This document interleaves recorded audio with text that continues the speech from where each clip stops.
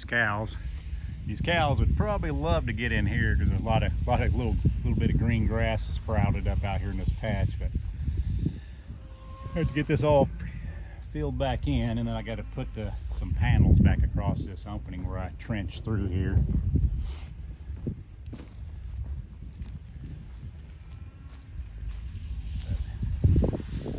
That gives you any perspective how far it is.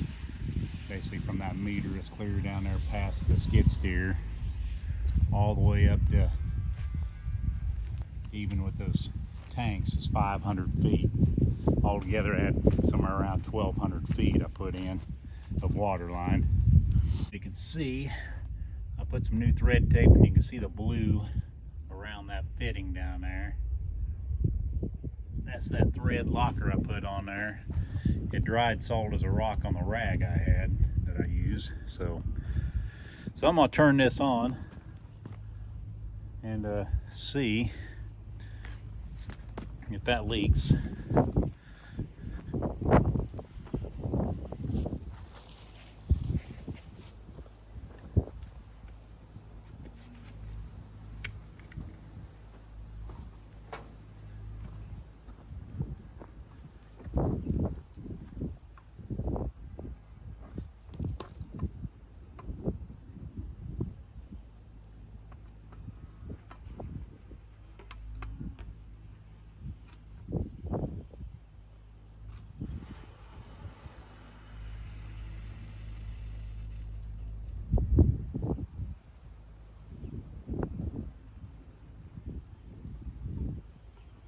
Definitely made some pressure. You can hear that. You would think there's still been, well, I guess it was disconnected. Hear the pressure come on. Being a 3-foot pipe, I had to have a little help, but the handles turn easy enough. I can just take something like this and just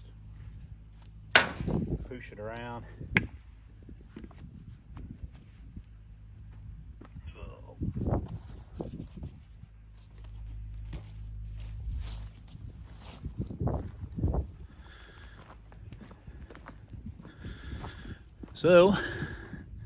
So far I see nothing, so that's a good sign. We'll zoom in here.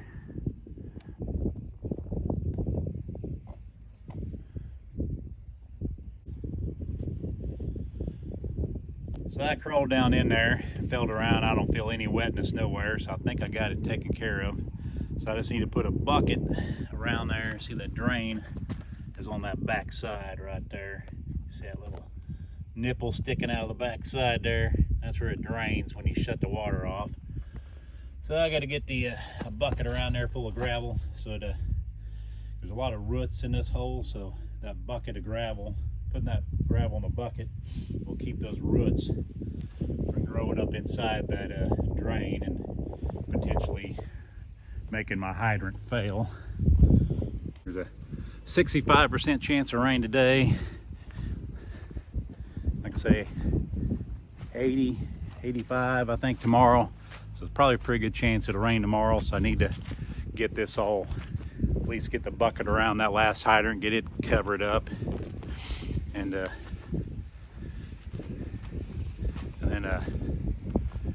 that'll be the main thing. And then I'll get back and work on filling the rest of this in.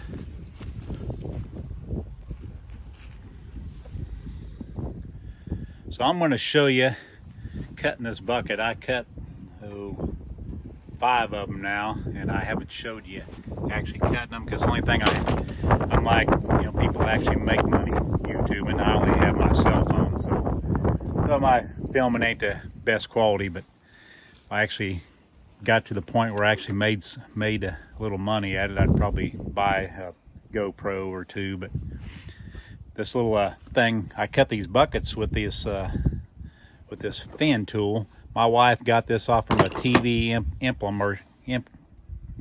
one of those little commercial deals on TV. How you pronounce what they called exactly, but she's seen it on TV, or we seen it on TV. I said, man, that'd be really handy to have. You can, but it's basically an oscillating saw. Everybody's heard of them now. DeWalt, Milwaukee, everybody has one. But It's but I ain't so sure that Finn ain't the first ones to ever have one. Of course, it's electric. Got the longest cord I've ever seen on a power tool. But of course now, you know, most of my stuff is DeWalt, and you can buy a DeWalt oscillating tool, but I don't use it super crazy amount. You know, not like you do drills and impacts and things like that. So yeah, of course it's always windy in Kansas, keeps blowing my lid shut. But yeah, this thing, she bought this for me probably back in the late 90s, and back then it would probably been, I think it was around $400. And I'm sure you can buy a battery powered DeWalt or Milwaukee for a whole lot less.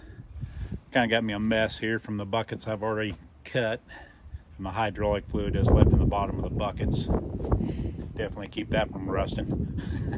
Oh, pieces of stuff, that scrap metal that they laid out here in front of the shed years ago. But I'm gonna try to film myself cutting this bucket to fit around that last hydrant that I haven't covered, and just bear with me here.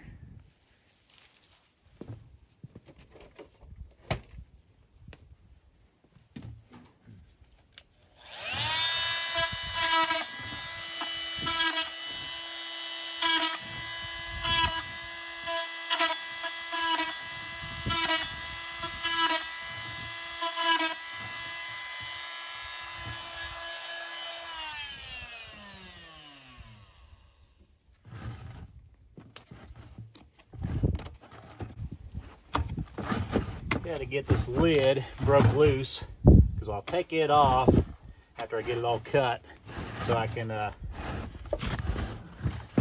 fill it full of gravel and then put it back on after the fact. They're always hard to get off. Definitely ain't getting it off when it's down over a hydrant.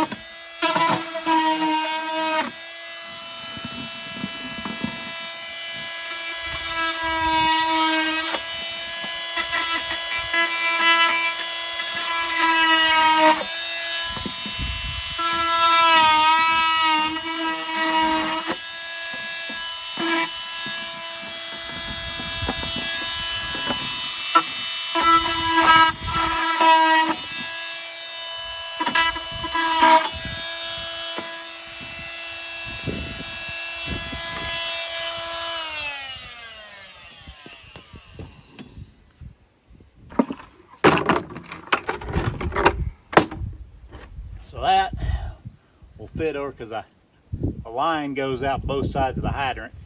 You'll be line going out here, going to the other 2 hydrants out there I've showed. And then this will go around the front side. Actually, this will go around the back side, actually, because I'll have to slide it on like this. Then I'll take this, put it back over the top. That'll hold it all together after I fill it full of gravel. And there you have it.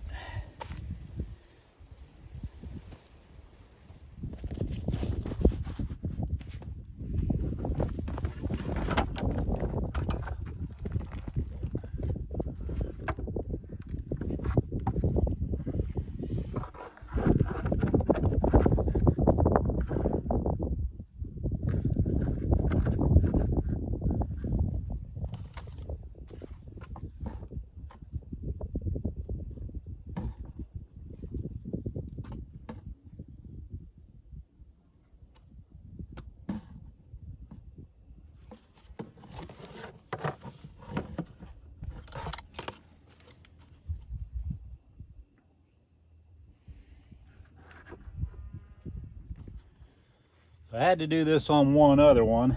I'm gonna have to slot this a little bit further because of the distance. Well, actually, you know what? I don't have to do that. I'll just set it back a little bit. I don't know what I'm thinking. Wasn't really thinking. Yeah, that'll work. I'll set it back a little bit. Maybe put it further up. Actually, if it was further up, that would be better. I don't know if you can see what I got going on here.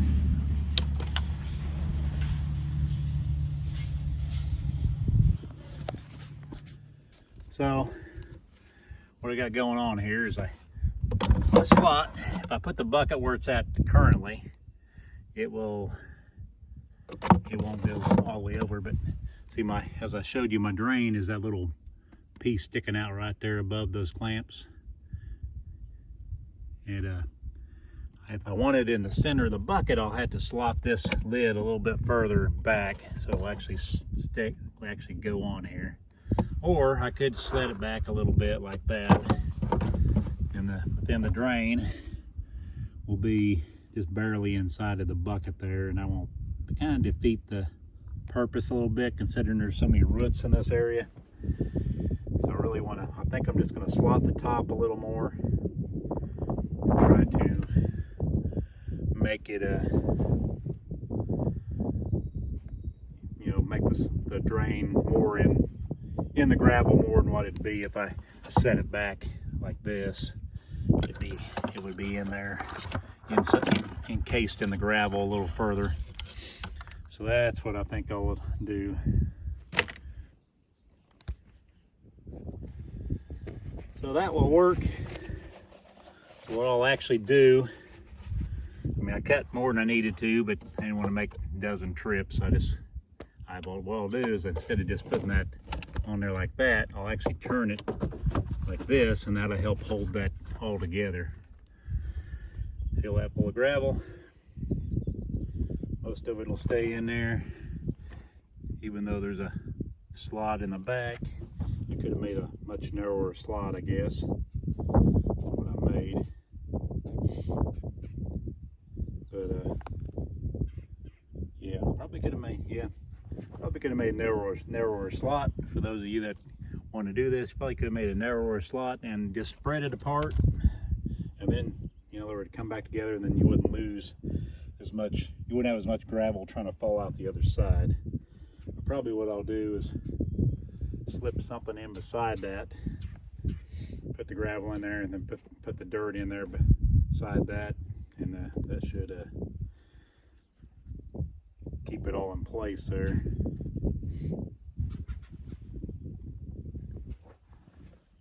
Anyhow, there you have it.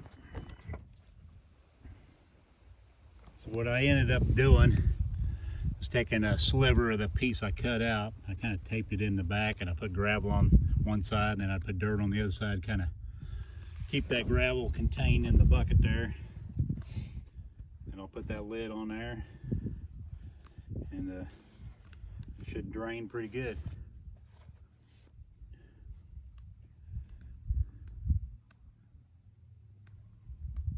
So there is the final product. So I got that in like that. Gravel there, it's all contained in there. So I didn't go to that extreme on the others, but they kind of, most of them went to didn't have a line going out the other side. Only had one other one that had a line going out the other side. But hopefully that'll keep the roots from growing up in there and getting in my drain and causing it to fail. So